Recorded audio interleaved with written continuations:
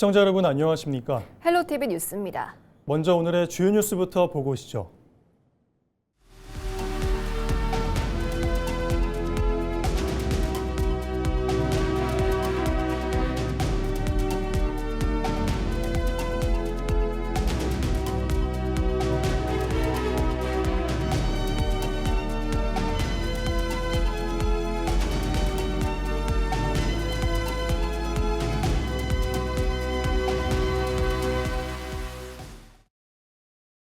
올여름 강원 동해안을 찾은 피서객이 400만 명을 넘어섰지만 지난해보다 크게 줄어든 것으로 나타났습니다. 강원특별자치도는 지난 4일 기준 동해안 해수욕장 누적 방문객이 400만 1,800명으로 집계됐다고 밝혔습니다. 이는 지난해 같은 기간보다 129만 명, 24.5% 감소한 수치입니다. 지역별로는 강릉시가 164만 명으로 가장 많았고 양양군 67만 명, 속초시 47만 명 순이었습니다. 특히 양양군은 지난해 같은 기간보다 67.6% 증가한 반면 고성군은 71.4% 감소해 지역별로 희비가 엇갈렸습니다. 영월산업진흥원 부설 동강생물사업단이 멸종위기 야생생물 1급인 수염풍뎅이의 인공사육에 성공했다고 밝혔습니다. 수염풍뎅이는 주로 하천과 강 주변의 모래에 서식하는 국내 최대 검정풍뎅이과 곤충으로 과거 영월에서 채집 기록이 확인된 바가 있습니다. 동강생물사업단은 이번 인공사육 성공으로 멸종위기 곤충 보전 분야에서 의미 있는 성과로 평가하고 있습니다. 강릉시가 오는 10월 열리는 강릉 커피 축제를 2026 강릉 ITS 세계총회와 연계해 국제적인 축제로 운영합니다. 올해 커피 축제는 커피로 가득한 강릉을 주제로 10월 21일부터 25일까지 강릉 커피거리와 강릉시 일대에서 개최됩니다. 특히 올해는 기존 커피거리 중심 행사에서 벗어나 주문진과 중앙시장, 오죽헌, 옥계 등 강릉시 주요 거점으로 축제 공간을 확대합니다. 또 외국인 관광객 유치를 위한 다국어 안내 체계를 도입하고 친환경 다회용기 사용 확대 등 국제적인 축제 환경을 조성할 계획입니다. 강릉시는 다양한 이벤트 행사를 운영해 관광객의 체류와 소비를 확산시키고 축제 효과를 지역경제 활성화로 이어간다는 방침입니다. 원주시가 원주 종합운동장 1층에 이동노동자 쉼터를 운영합니다. 이번에 문을 연 이동노동자 쉼터는 배달이나 택배, 대리운전 등 이동 노동자들에게 쾌적하게 휴식을 취할 수 있도록 마련된 노동복지 공간입니다. 쉼터는 연중무휴 24시간 무인으로 운영되며 냉난방기와 냉장고, 정수기, 휴대전화 충전기 등이 비치됐습니다. 출입은 개인이 소지한 신용카드 또는 모바일 결제를 출입 단말기에 인식하는 방식으로 출입 인증 외 별도의 개인정보 수집이나 결제는 이루어지지 않습니다.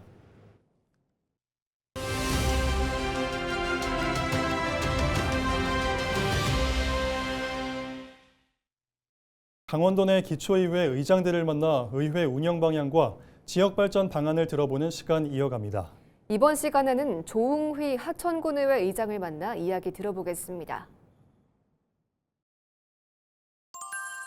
굉장히 저는 막중한 책임을 느끼고 있어요. 그래서 여러분들이 기대하시는 만큼의 좀 우리 의회도 변해야 되고 또 우리가 주민들 가까이 다가가서 정말 행정과 의회가 역할을 제대로 할 수 있도록 이렇게 할 수 있도록 제가 최선의 노력을 우리 의원들과 같이 하겠다는 말씀을 드리겠습니다.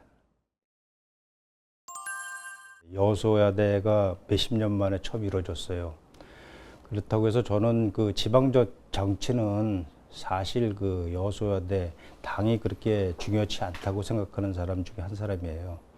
그래서 어떤 그 우리가 집행부에서 하는 사업에 대해서 발목을 잡으면 그 피해는 오롯이 우리 주민들한테 갈 것이다. 그래서 저는 상생의 정치를 하면서 이분 우리 의회의 역할은 또 충실히 하겠다. 그 견제도 하지만은 그것보다는 더 중요한 거는 우리가 그 대안을 제시해 가지고 그것에 대해서 우리가 좀 열심히 하는 모습을 보여드리면서 지금 우리 지역이 정말로 어려워요. 그래서 우리 의원들은 사실 저를 비롯해서 생활 밀접형 의정을 좀 추진하려고 해요. 그리고 우리 정책관이라는 게 있습니다. 우리 의회에 정책관을 최대한 활용해서 이분들에게 같이 머리를 맞대고 연구하고, 앞에서 말씀드렸습니다만은 견제와 감시도 중요하지만 대안을 제시하는 그게 더 중요하다는 생각 차원에서 모든 사업에 대해서는 좀 우리가 어떤 질책보다는 대안을 찾는 방법을 해서 대안을 제시하면서 그 사업이라든가 모든 것이 좀 발전적으로 앞으로 나갈 수 있도록 이런 방향으로 추진을 하나겠다는 말씀을 드리면서 이제 의회도 이제 변해야 됩니다. 그래서 의원들도 공부하지 아니하고 과거에 집착한다면 아마 국민들이 다음번에는 선택하지 않을 거라 생각하면서 우리도 정말로 변해야 된다는 생각을 갖고 있습니다. 우리 지역은 정말로 그 지정학적으로 적경 지역이에요. 그 다음에 그 인구 소멸 지역입니다. 굉장히 심각합니다. 그래서 이거를 해결하지 아니하면 우리 지역은 점점 소태하고 또 얼마에는 없어질 때 어디랑 합병될지도 몰라요. 이런 시급한 시점이 왔는데, 그래서 저는 그 일자리 창출이 가장 중요하다고 생각해서 제가 그 가장 중요시 생각하는 게 일자리거든요. 그래서 우리 지역에 맞게끔 그 평화경제특구라는 게 있어요. 이게 17년 만에 국회를 통과해서 이번에 이제 해서 지금 공모사업을 하고 있는데, 예, 평화경제특구가 지정이 되면 양질의 일자리가 되고 그 우수기업이 들어올 수가 있어요. 기업들에게 굉장한 세제 혜택이라든가 이걸 많이 주거든요. 그러면 양질의 일자리가 되면 스스로 우리 인구가 유입될 것이고, 그 다음에 이것이 좀 장기적으로 시간이 걸릴 것 같아요. 그래서 저는 생각하는 게 생활 밀접형, 생활인구를 유치하는 방안을 찾아야 되겠다. 그래서 생활인구가 여기에 다녀가시면서 지역경제 활성화에 많은 도움이 돼요. 그래서 국민 한 분 한 분이 소외감을 느끼지 않으시도록 정말 소통을 하는데 일방의 소통이 아니라 쌍방의 소통을 좀 하겠다라는 말씀을 드리면서 가감없이 그 현장에 가서 목소리를 듣고 그분들과 함께 현장에서 많은 답을 찾겠다라는 말씀을 드리겠어요. 그래서 강릉시 민생회복지원금 지급 조례안이 시의회에서 부결되면서 민선국이 시정의 첫 핵심 정책에 제동이 걸렸습니다. 민주당 출신 시장과 국민의힘이 다수인 시의회가 처음으로 정면 충돌한 건데요. 앞으로 주요 정책과 예산안 처리 과정에서도 갈등이 우려됩니다. 최성식 기자가 보도합니다. 속초시청 민원창구에 민생회복지원금을 신청하려는 시민들의 발길이 이어집니다. 속초시는 지역경제 활성화와 시민 생활 안정을 위해 전 시민에게 1인당 20만 원의 민생회복지원금을 지급하고 있습니다. 지난 3일 기준 지급률은 84%로 시민 10명 가운데 8명 이상에게 지원금이 지급됐습니다. 신청 초기부터 전통시장과 골목상권, 음식점, 소매점 등 지역 곳곳에서 소비가 이루어지고 있다는 현장의 목소리도 들리고 있습니다. 시민들의 소비가 지역경제를 살리고 지역경제가 다시 시민들에게 혜택으로 돌아가는 선순환이 무엇보다 중요한 효과라고 생각합니다. 강릉시 역시 민선국이 출범과 함께 전 시민 10만 원 민생안정지원금 지급을 첫 정책으로 추진했습니다. 고물가와 경기 침체로 어려움을 겪는 시민들의 생활을 돕고 지역 소비를 촉진하겠다는 취지입니다. 하지만 이를 위한 조례안은 지난달 31일 강릉시의회 본회의에서 결국 부결됐습니다.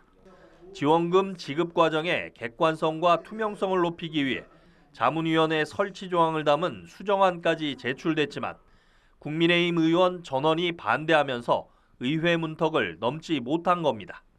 국민의힘은 지급 대상과 기준, 재원 마련 방안이 충분히 구체화되지 않았고 시민과 전문가 의견 수렴도 부족했다고 주장했습니다. 전 시민을 대상으로 막대한 재정이 투입되는 조례임에도 비용 축에는 여전히 처부되지 않았습니다. 반면 더불어민주당 의원들은 침체된 지역 소비를 되살릴 경제적 마중물이 시급하다며 맞섰습니다.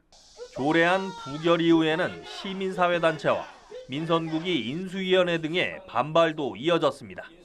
민생회복 정책이 정치적 대립 속에 무산돼서는 안 된다는 비판입니다. 현재 강릉시 의회는 국민의힘 10석, 더불어민주당 9석으로 구성돼 있습니다.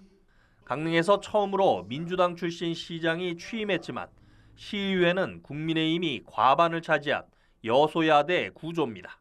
시장의 첫 핵심 정책이 시작부터 제동이 걸리면서 앞으로 주요 정책과 예산안 처리 과정에서도 충돌이 이어질 수 있다는 전망이 나옵니다. 저희가 생각했던 방식과 의회에서 발의됐던 수정안 두 개 모두가 다 부결이 됐으니까 그럼 무엇을 원하는지 얘기를 해달라라고 하는 거고, 그렇게 얘기가 되면은 거기와 관련한 부분에서 저희들도 법적 검토를 해나갈 것이다. 시민 여러분들과 좀 함께 하면서 이 어려운 난관을 꼭 극복하고 좋은 모습으로 여러분들에게 다가가고 강릉시 의회하고도 협력해서 다가가는 방식을 만들어 가겠습니다. 실제 지난달 추경 예산안 심사 과정에서도 정동진 독립영화제 지원과 영화 문화미디어센터 운영 예산 등이 삭감되면서 집행부와 의회의 갈등이 현실화하는 모습입니다. 민선국이 강릉시정이 여소야대 정치 지형을 극복하고 민생 회복과 미래 성장 동력 확보라는 과제를 풀어낼 첫 시험대에 올랐습니다. 강릉시청에서 헬로티비 뉴스 최성식입니다. 전국대회마다 메달 소식을 전하며 유도 명문으로 자리 잡은 정선 사북초중고 유도부. 하지만 방학마다 더 많은 선수들과 대련하기 위해 다른 지역으로 전지훈련을 떠나고 있는데요. 선수들의 기량을 더욱 끌어올릴 훈련 환경은 물론 전국대회 유치를 통한 지역경제 활성화 기반 마련도 필요하다는 목소리가 나오고 있습니다. 이다혜 기자입니다.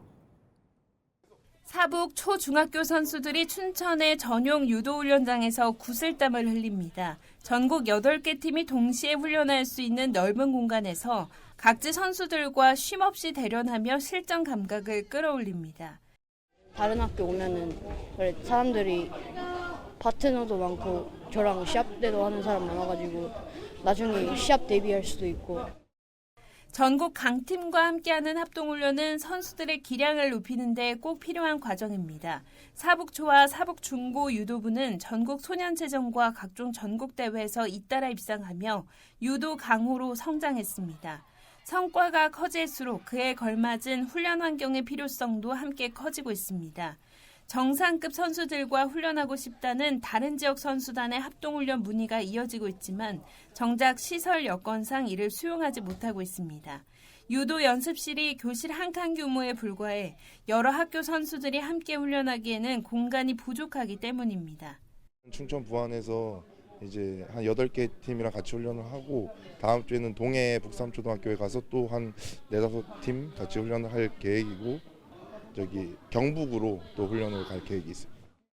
이에 정선군과 강원도교육청은 사북초와 사북중고에 각각 전용 유도 연습실을 신축하기로 했습니다.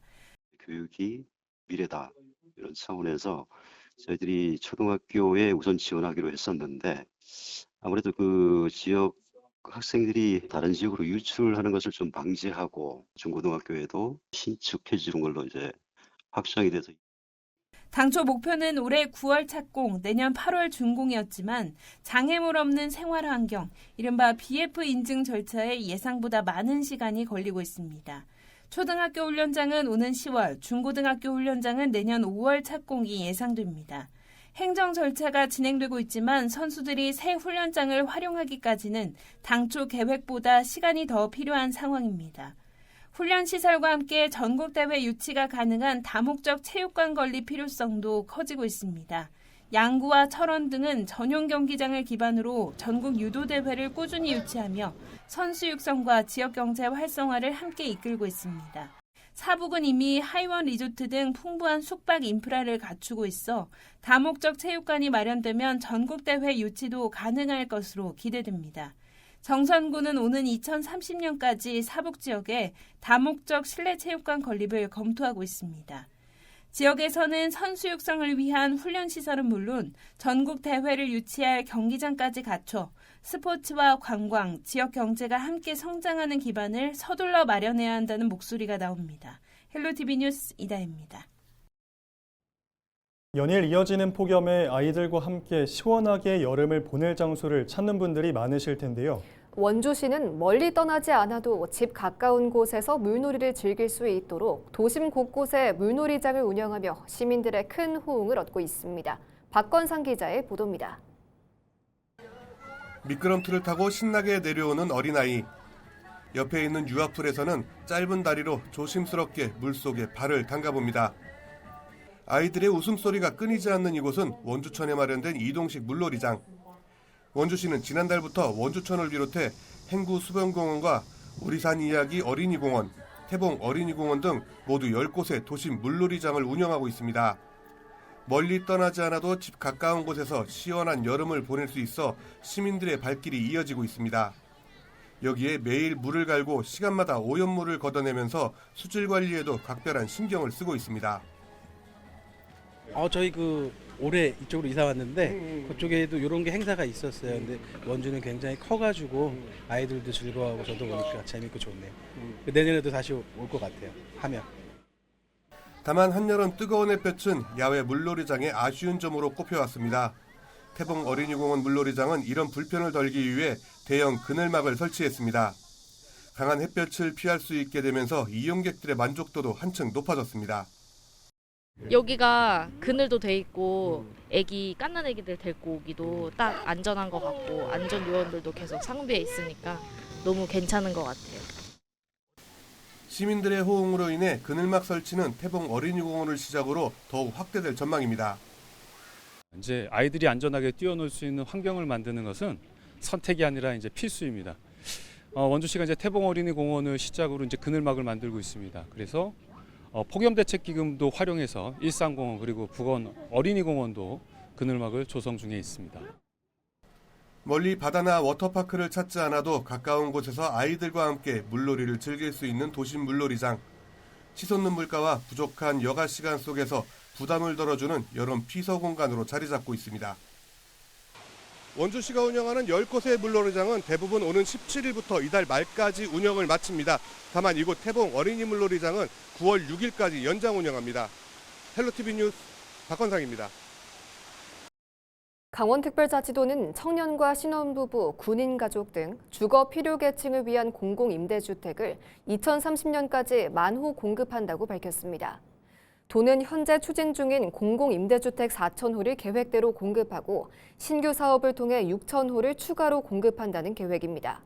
신규 물량은 건설형 공공임대주택 3,000호와 기존 주택을 매입하거나 전세로 확보하는 매입형 공공임대주택 3,000호로 공급할 예정입니다. 원주시가 민선국이 핵심 공약을 시민과 함께 논의하고 정책 방향을 모색하기 위한 시민주권 반상회 제1회 뜬모아를 오는 9월 1일 남산골 문화센터에서 개최합니다. 제1회 뜬모아에 참여할 시민은 300명 이내로 오는 21일까지 공개 모집합니다. 참여한 시민들은 민선국의 핵심 공약을 함께 살펴보고 의제별 토론을 통해 다양한 정책 의견을 제안할 수 있습니다. 여름 휴가철 주요 관광지마다 극심한 교통 정체가 반복되자 강릉시가 특별교통단속에 나섭니다. 강릉시는 옥천 오거리와 중앙시장 진입로에 교통지도 인력을 집중 배치하고 주요 관광지의 불법 주정차 차량에 대한 계도화 단속을 강화할 계획입니다. 또 합동 단속반을 편성해 해변과 도심 공영 주차장에서는 캠핑과 차박 등 불법 행위를 집중 점검합니다. 특히 위반 차량에는 과태료 부과와 차량 견인 등의 조치를 취할 방침입니다. 춘천시가 오는 8일 의암호 일원에서 2026 춘천 호수 드론 라이트쇼를 개최합니다. 물과 빛의 향연 춘천의 여름을 주제로 열리는 이번 드론쇼에서는 드론 2,000대가 밤하늘을 수놓습니다. 드론쇼는 저녁 8시 30분부터 시작되며 오후 8시 20분부터 9시까지 중도 레고랜드 입구와 주차장 사이 도로가 통제됩니다.